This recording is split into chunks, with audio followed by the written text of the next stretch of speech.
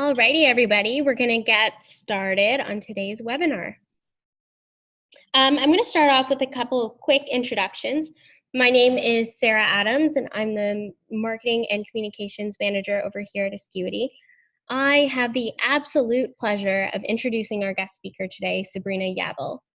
Sabrina is the former Director of Strategy at Bumble & Bumble, where she ran the Strategic Planning, North American Marketing, Sales Strategy and Planning, and Demand Planning departments. She then moved over to Clinique, where she was promoted from the Director of Global Marketing to the Executive Director of Global Marketing. Nowadays, Sabrina consults with beauty and consumer brands on marketing, strategy, and sales. Sabrina is a wealth of knowledge, and I know everybody on the call is going to learn a lot from today's webinar.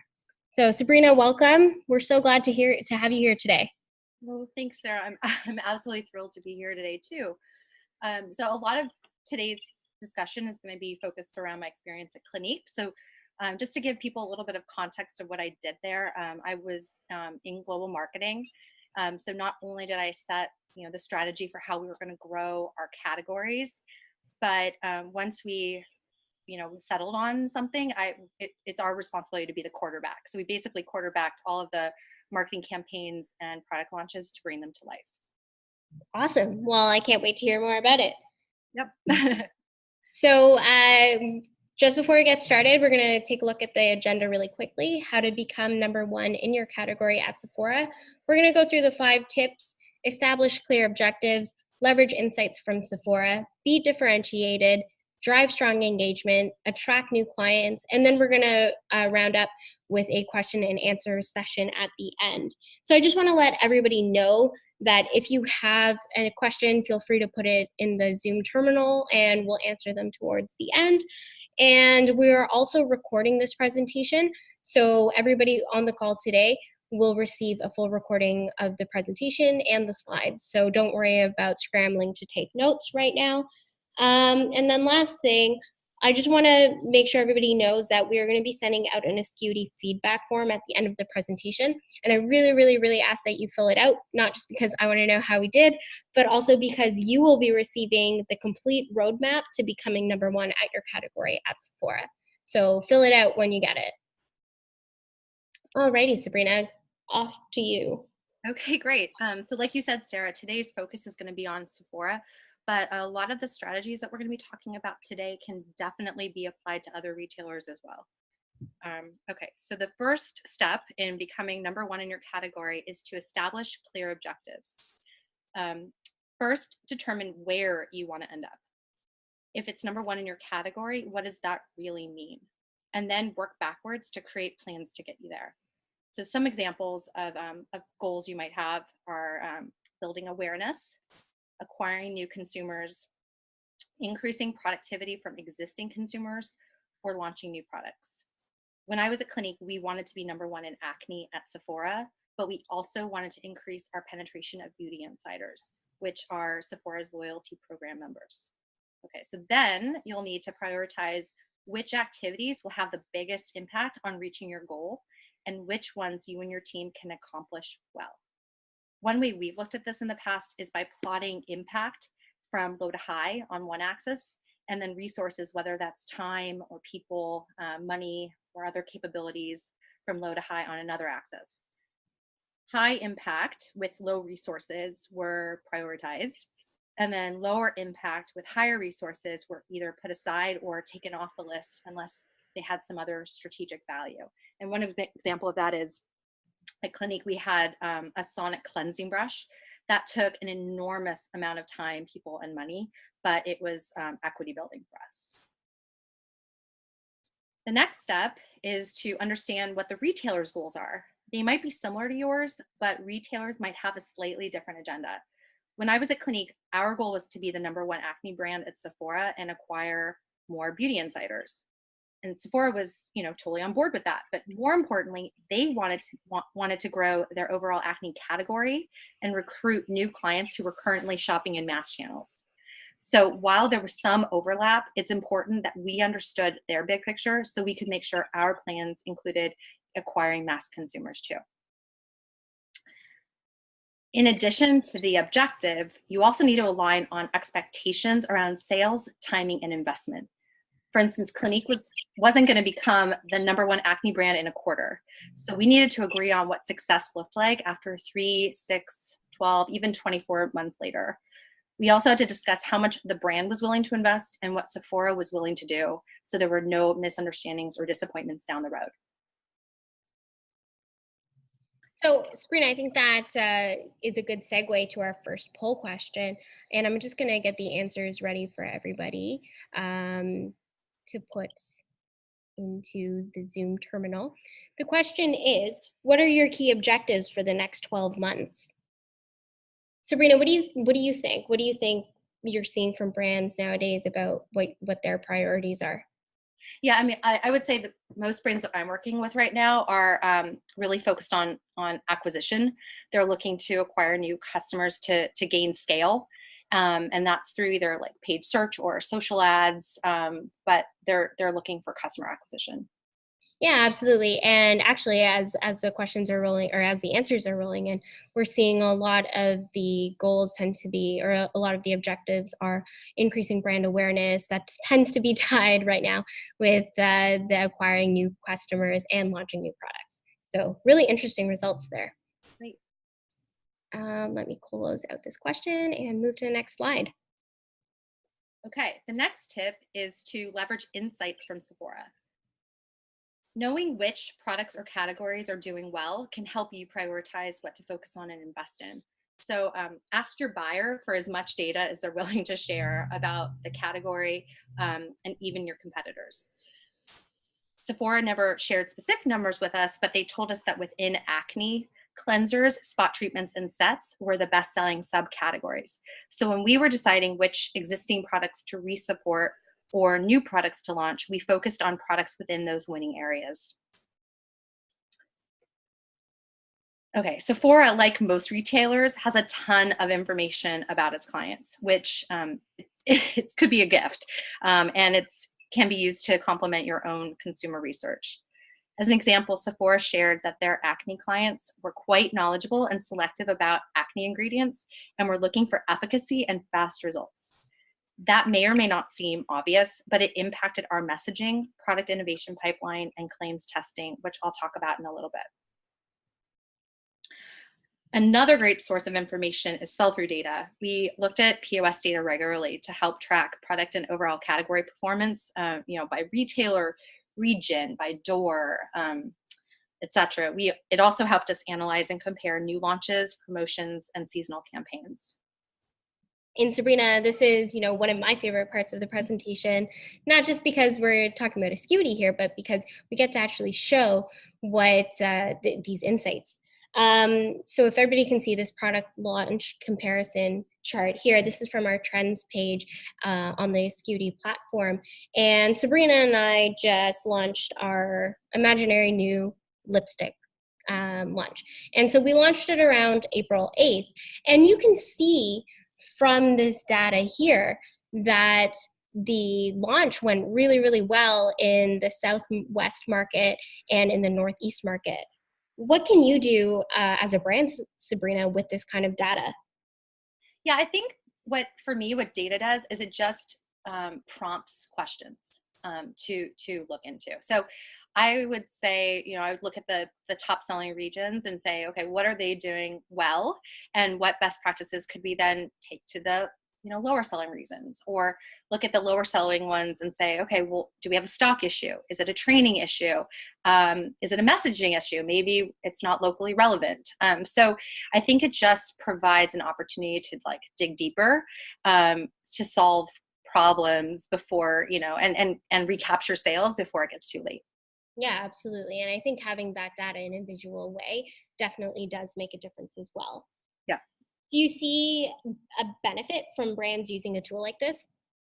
Oh, definitely. I mean, it would be really complicated and time intensive for a lot of brands to parse out information like this on, in Excel or through other ways. So being able to just see it on a screen really quickly, it eliminates a lot of that that work on the brand side in terms of like data crunching, and it allows for more time to actually like get insights and ask questions. Wow. So yeah, no, I think this is an amazing tool. Absolutely. Okay, so here's our next poll question. I'm just going to open that up for everybody right now. And what we want to know is, how often are you leveraging data during your buyer meetings? What do you think, Sabrina? I don't know how often. I would hope that it's always, but maybe it's most of the time, people would say. Yeah, I think as the answers are coming in, we're seeing most of the time, always. Some brands are saying never and rarely. So I'm actually shocked by that. Oh, I am too. You I really think, should be using data. well, I think it's about knowing who your audience is. I know, a lot of brands, it depends on the culture, right? Like some brands make decisions by using, intuition. Like, okay, I think this is an opportunity for us. We're just going to go for it. But your buyers tend to be more data centric and want to be able to validate decisions. So if you're launching a new product, they might want to know, okay, well, how do you know why? So being able to come and say, here's our sales projections. This is filling a gap in this area.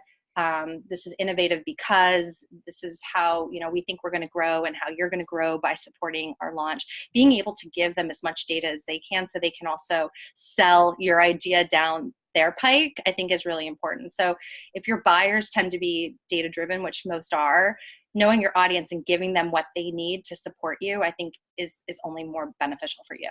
100%. Yeah. Alrighty. So I'm just closing off that poll now, and we can move on to the third tip. Okay, the next is to be differentiated.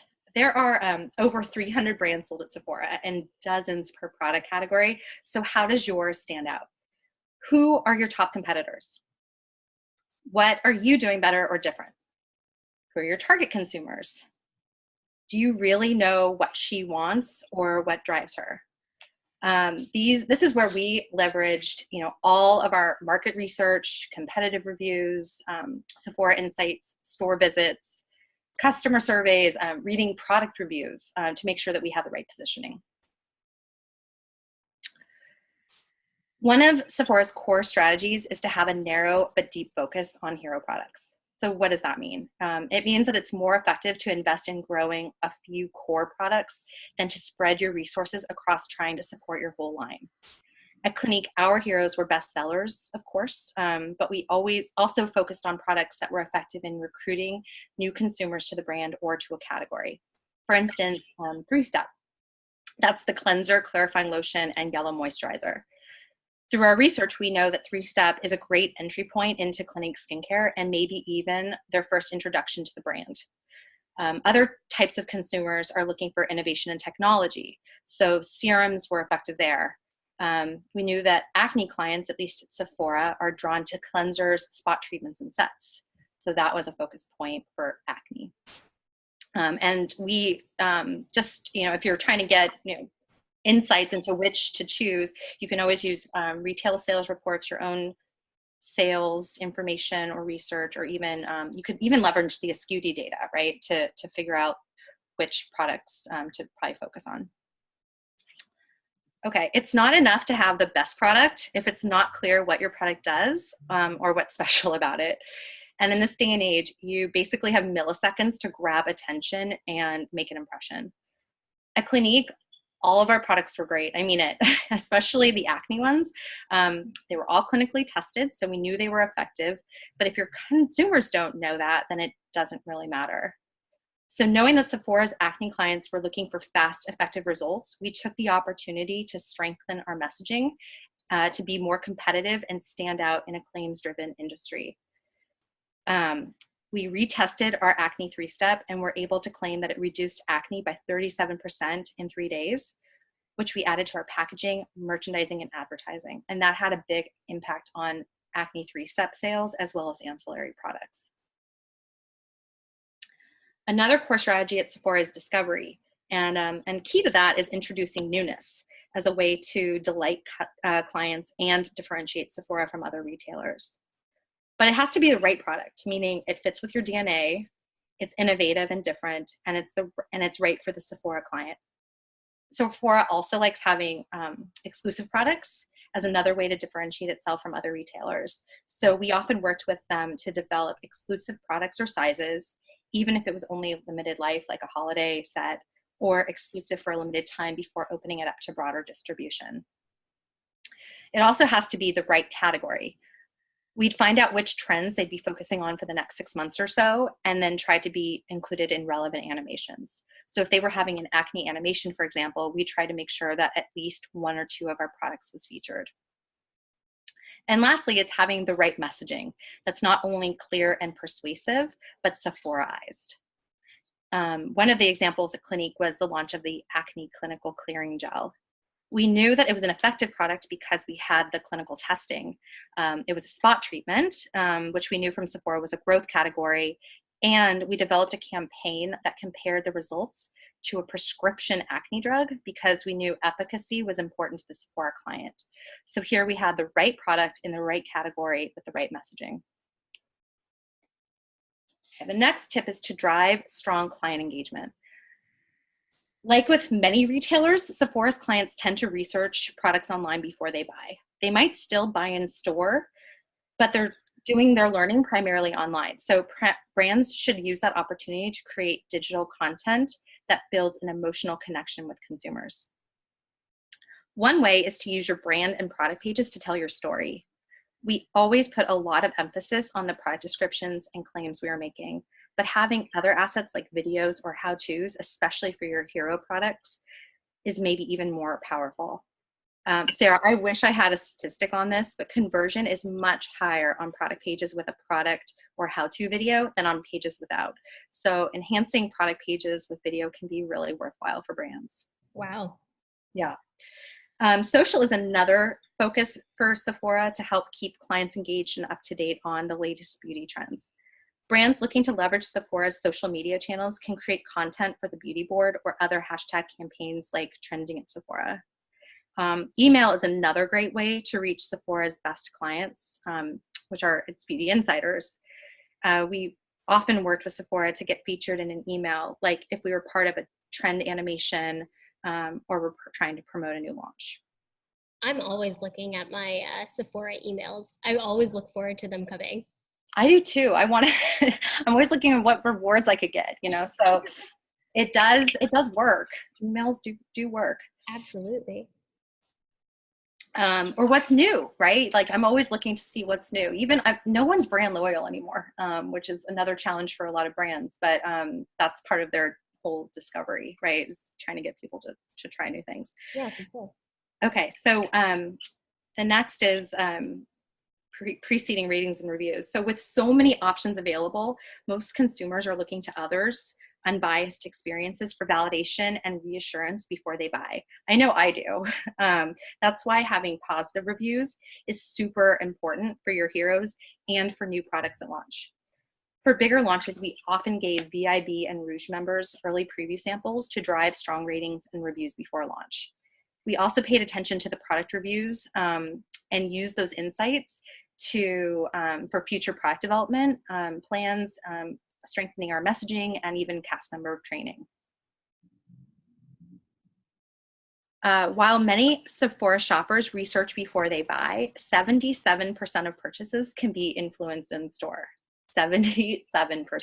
That's a massive number. That is amazing, right? It just talks to the power of impulse purchasing. So having cast members on your side and being an advocate for you is pretty darn important. They're the ones that are interacting with your potential consumers, facilitating discovery, answering product questions, and sharing their own testimonials. We always made sure to provide training and gave cast members simple but strong talking points.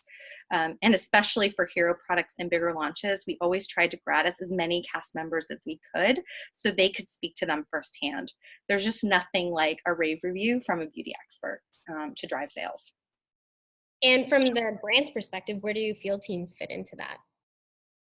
Well, your field team is, they're basically your sales team, right? They're your first line And the cast members are your first line of consumers. So they're providing training and making sure that the cast members are, you know, all understanding what your products are doing and getting excited about them and can speak to them. But they're also trying to get them engaged and excited so that that enthusiasm spills over to to Sephora's clients, and that they can recommend your brand with enthusiasm. They're also a great source of information, so they can give you feedback on, you know, what's doing well in store, what are consumers saying, and that can help you modify your plans, and also recapture sales. So your field team is really important in terms of working with the field. Absolutely. You know, bringing that back to sales as well, you need to be able to track where field team education is taking place and whether those doors are seeing an increase of sales. And you can definitely use a tool like Askuity to do that. Definitely. So once again, great segue into our last poll question here, which is whether you have a field team or not. I'm just going to open this up for everybody in the audience, and feel free to answer. Sabrina, what do you see? You mean do people have field sales teams? Yeah, I mean, I'm sure quite a few do.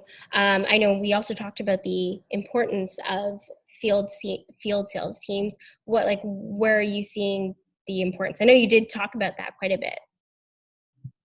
Yeah, I think that you know, it's important to have those field teams, and I think part of it is, like I said, the training, but building the enthusiasm. I know I've done a lot of secret shopping in my life, and there was, you know, one time, you know, we would go and browse the shelves and ask the cast members questions, or whether it's, you know, beauty consultants at other stores, you know, oh, tell me about this new product, and I can't even tell you how many times we've gotten the most bizarre answers. They, you know, didn't understand what the product did, what the beauty benefits were, you know, obviously had never tried the product themselves. So it just reinforces, like, making sure that your training is on point, that you're giving them really simple, clear talking points that they can share back to clients, and giving them a chance to sample the product too, and be able to talk about it from a firsthand experience.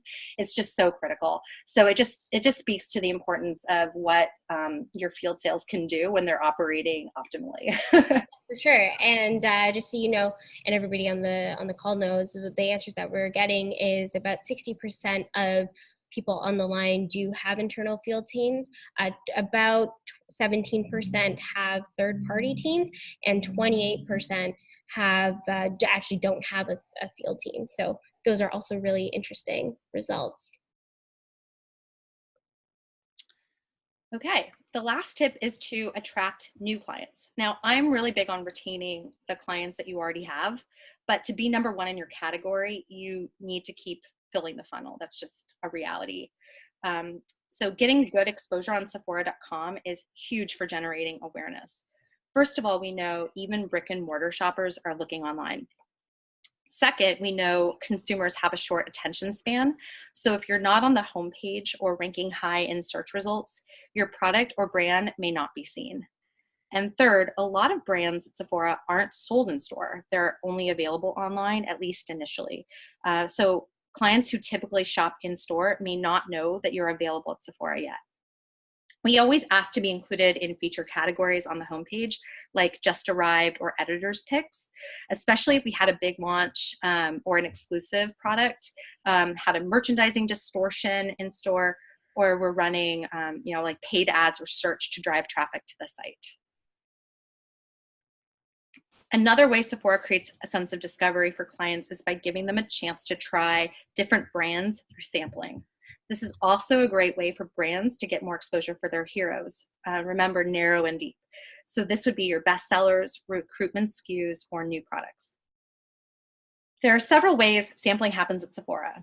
There are free samples, like checkout samples on Sephora.com, which is their smart sampling, or there are beauty insider samples like the 100-point perks. And then there's paid sampling, for instance, like through Beauty on the Fly or Sephora favorite sets.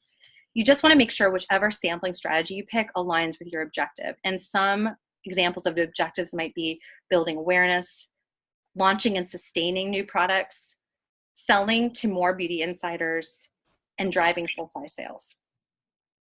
When we were launching the Acne Clinical Clearing Gel, we offered a packet sample to build awareness. We also offered deluxe samples to beauty insiders because gaining beauty insiders was an objective for Clinique. We also developed 2 sizes. One was smaller at a lower price point, so that could be sold on the shelf as well as beauty on the fly. And we developed a starter kit that included smaller sizes of the Clinical Clearing Gel and also a cleanser and a moisturizer, so the consumer would be able to see some results and then could replenish with full sizes next time. I always love samples. They're like one of my favorite parts about going to Sephora. I do too. I don't even need them, but I always, I always hoard them. So I have a million samples at my house. Okay, remember that statistic, Sarah, the 77% of purchase decisions are made in store? Well, merchandising plays a big part of that, especially since the stores are designed so clients can navigate and discover new products and trends on their own. So if you're one of the brands sold in store, having exposure on an end cap or a favorites wall makes it much easier to stand out while she's browsing. Another way is to make sure your collateral and branding pop with consumers. Attention spans are short, so especially while browsing. So we would make sure our visuals and headlines were eye-catching and tied to the product benefit. Okay. Expect to invest in advertising to attract your target consumer. At Clinique, we had big budgets. We ran TV and print ads, but we also focused heavily on paid search and social ads to build awareness and drive the next step in the consumer journey, which is consideration. I think of ads as like a first date. It's like if she's interested, she'll be open for more, which is why ads should always include a call to action so you get a second date. And in this case, that second date would be driving traffic to Sephora.com. And then you can use all your assets like product descriptions, videos, ratings and reviews, beauty board photos, etc., to get her to the next step, which is point of purchase. All right, so I guess this is where we can, quickly recap what we've discussed today. First, we need to understand what Sephora's key levers are and what's important to them, like digital, merchandising, their cast members or their beauty insider program. And that way we know not only what to pitch to them, but where we'll get the biggest return on our investment. Second, prioritize what you can reasonably do well and then knock it out of the park. We can't possibly do everything, so focus on things that have the greatest impact on meeting your objectives.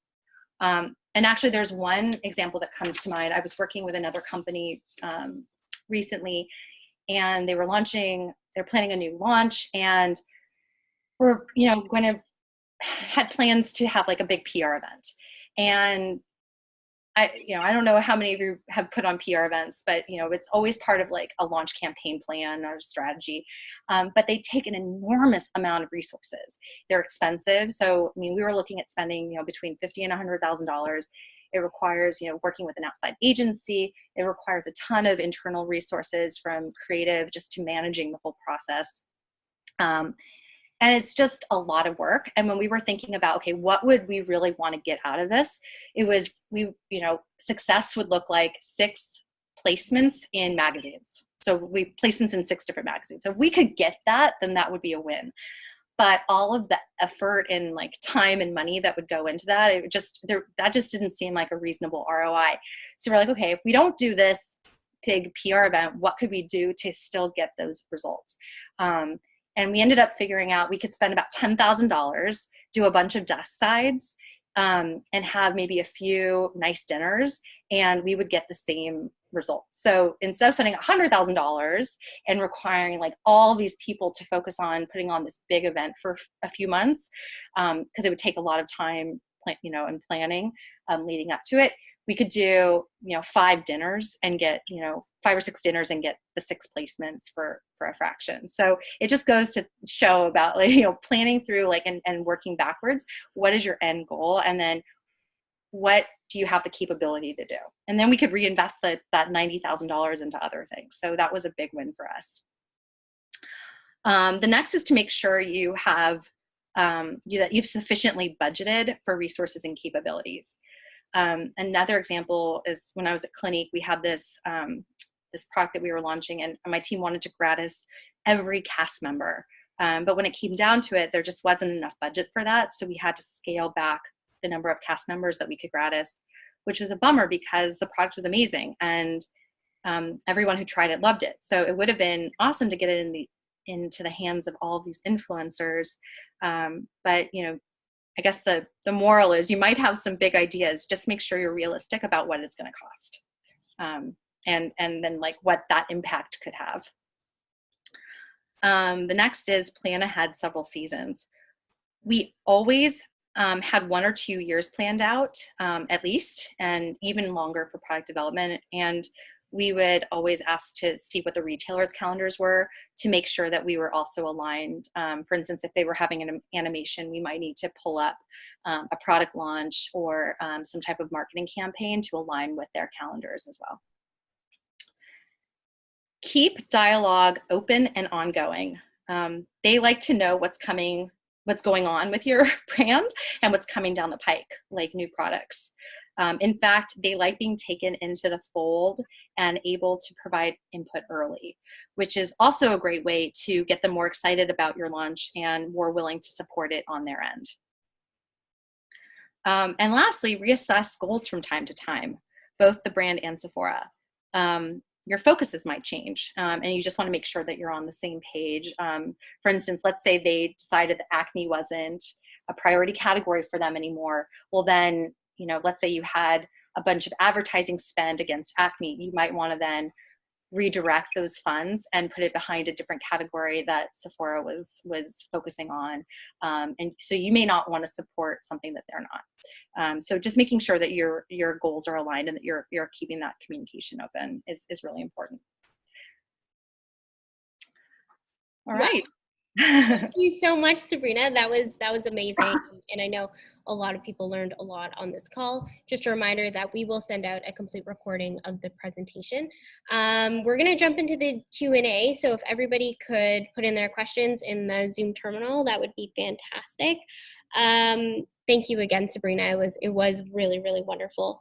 I want to just remind everybody before we step into that, if you could fill out that Askuity feedback form, that would be phenomenal. That way you can receive your copy of the complete roadmap to becoming #1 in your category at Sephora. And I've also listed our contact info information here. If anybody on the call wants to learn more about Askuity and tracking product performance by region, doors, and SKUs, or analyzing and comparing new launches, promotions, and seasonal campaigns, or really any of our other features that include inventory management, sales enablement, field team enablement, regional analysis, or cross-retailer analysis, feel free to reach out and we will be more than happy to answer all of your questions. So Sabrina, you ready for some hard questions? Bring it on. I'll do my best. Let's see what we got. So Dana asks, on the exclusives, were you able to sell them on your own website?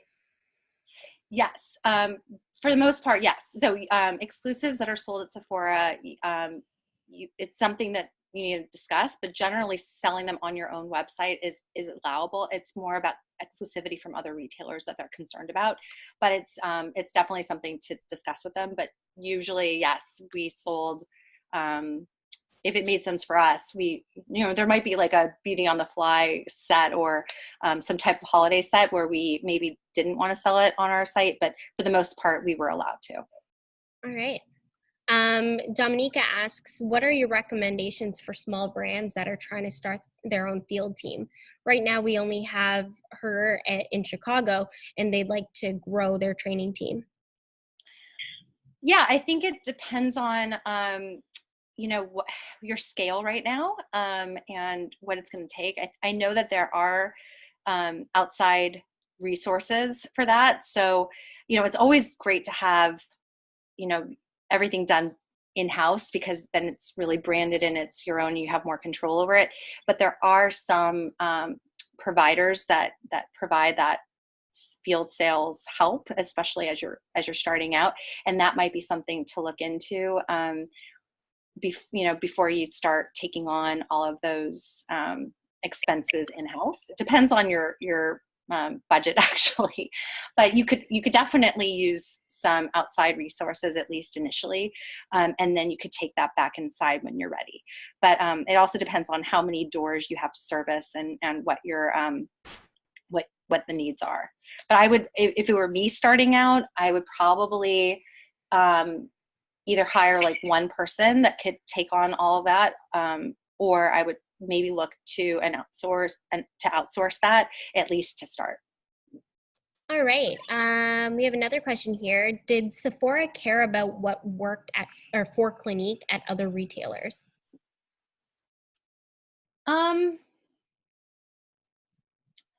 Not really. Sephora, they're really on top of it, and they know what works for them. So, and some of the strategies, are the same. It's merchandising, it's sales and training, it's sampling. Actually, Sephora is much bigger in sampling in some respects. So I think a lot of the strategies overlap, but I think they have their own ideas, and that drives them. Yeah, for sure. There's another question here. Do you have any tips for getting end cap space? How do you make that case?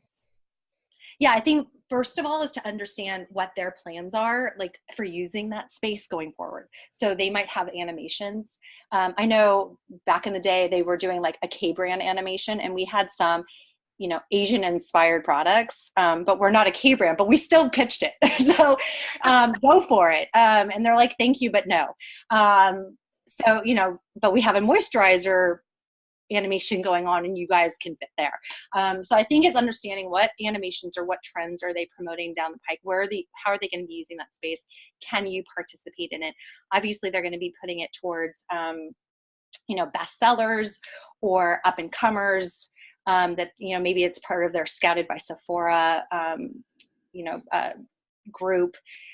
So seeing how you can fit in and where you're aligned, but then also offering, seeing how you're going to support it. So if you're just like, hey, can I be on your end cap? And there's no other support from the brand. It's like, okay, well, are you going to be participating in the sampling program? Are you going to be gradusing cast members? Are you going to be doing trainings? Are you going to run some events? Are you going to be running ads? So what is it that the brand is going to be doing other than just relying on this one merchandising? So I think it's a partnership, and having that conversation. And it might even just be like, what can I do to be a part of this animation, and see what they say. But I think understanding, what are they've plotted out on their planogram and their marketing calendars, how they're going to be using these spaces. And so you just want to see where you can fit in.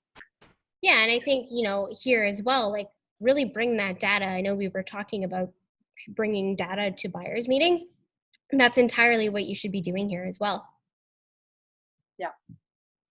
For sure. So just in the interest of time, we're gonna have to only answer a couple more questions. But this team or this person asks, with a small field team, how do we decide which stores to visit? I would focus on strengths. So the biggest doors, you want to put all of your effort against the biggest opportunities. So the biggest doors are going to have the biggest opportunities in sales, and that's where you want to focus. So find out which are their A doors and go there. It depends on whether you're full distribution or if you're limited distribution, but find out within the doors that you are, which are their top doors, and they have them tiered out. So I would definitely put your focus on their top tier doors and align your resources there, because that's also where they're focused. Yeah. And then once you've, made sure that you're covering the A doors, get to the B doors, get to the C doors. But, I would have more frequent visits with your A doors, less frequent visits with the D doors, or no visits, things like that. Yeah, for sure. And it looks like that is it for time. Well, thank you again so much, Sabrina, for all of your time and your expertise. Everybody on the call did really enjoy this, and we look forward to having you on again sometime.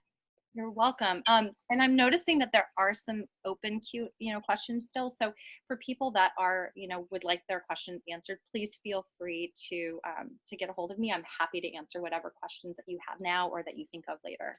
Perfect. All right. Thanks, everybody. Have a good day. Thanks, Sarah.